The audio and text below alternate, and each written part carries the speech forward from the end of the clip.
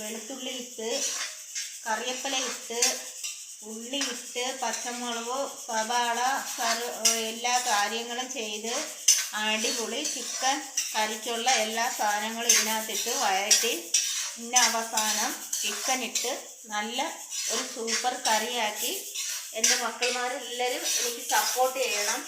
ഏതെങ്കിലും ഉണ്ടെങ്കിൽ കമൻറ്റ് ചെയ്യണം, ഷെയർ ചെയ്യണം. അത് നല്ല രീതിയിൽ തന്നെ എനിക്ക് സപ്പോർട്ട് ചെയ്ത് തരണം. അത് ഇങ്ങനെയല്ല അങ്ങനെയാണെന്നുള്ളത് ഒരു നല്ല രീതിയിൽ പറഞ്ഞു തന്നാൽ അതിനേക്കായി നല്ല രീതിയിൽ ഞാൻ ചെയ്തിരിക്കുന്നതായിരിക്കും. ചേർക്കാൻ പോണത് ബാക്കി എല്ലാ മസാല ഐറ്റങ്ങളും. ഇനി മല്ലിപ്പൊടി,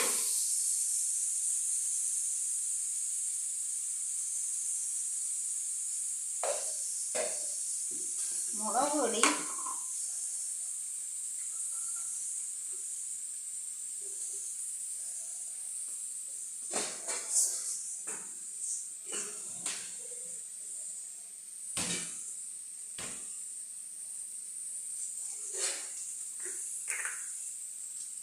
മസാലപ്പൊടി,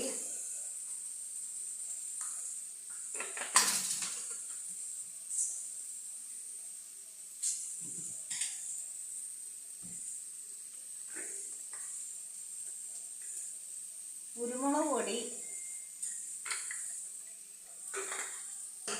എല്ലാം കൂടി ഇട്ട് വഴറ്റി ചിക്കൻ